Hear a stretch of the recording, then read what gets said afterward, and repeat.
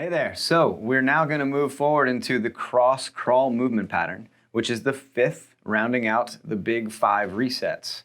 And what we're going to do to start this position is we're going to start by laying on our backs, because just in case somebody out there has too much pain to do this in a standing upright position, it's a little bit easier to start right here, just to engage that crossing of midline in the brain and body.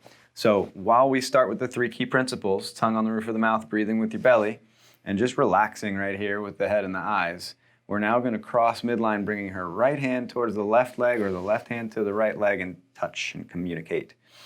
Breathe and do the opposite one. Nice and easy. We're just connecting right to left and left to right. Every time we tap that hand to the opposite limb, a firing off is going off in her brain. A connection is happening in her brain, making the right brain connect with the left brain. And so we want to continue this position or this movement pattern to make sure that the center of the brain keeps communicating in a better fashion, always focusing on tapping back into that breath. If you've noticed that you stop breathing once in a while, then just make that connection once and hold it. And I want you to push and breathe. And feel that challenge, because the hip and the spine and the core and the shoulder and the arms and even excess tension everywhere might be happening. So just allow that crossing pattern to connect the hemispheres of your brain and release and go to the next one. And the reason we're starting with her knees flexed here is because some people might have a hard time lengthening the body out into that full posture. And sometimes we also may get a little clicking or a popping in our hip that was uncomfortable or something that we're just unsure of. So what you're going to do now over time is, as you progress with this movement pattern, you're going to lengthen the legs out a little bit farther.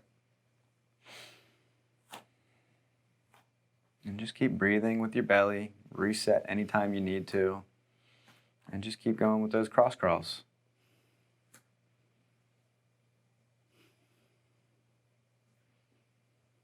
Nice and easy. Good. Try to maybe keep the foot up a little higher. That's going to activate some hip flexors, knee extenders. And this is the walking pattern. As soon as we start doing this, we're increasing the stability and the mindfulness of our walking pattern. And then let's lengthen the legs all the way out.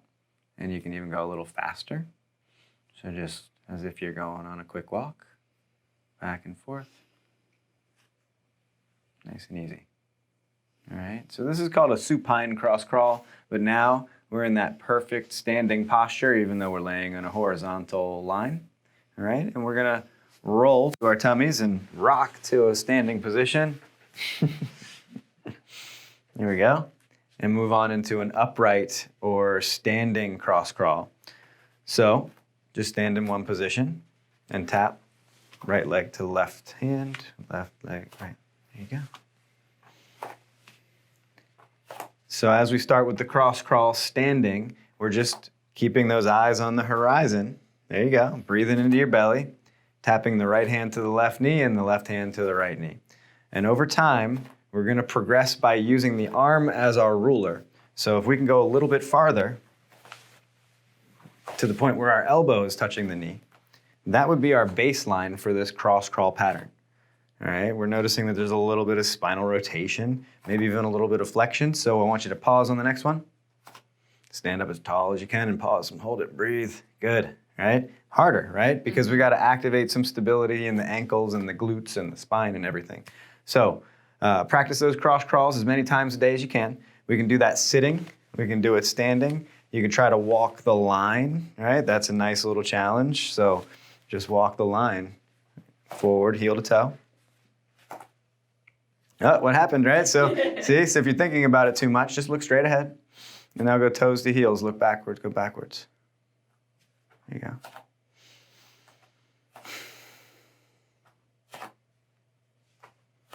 There you go. Good.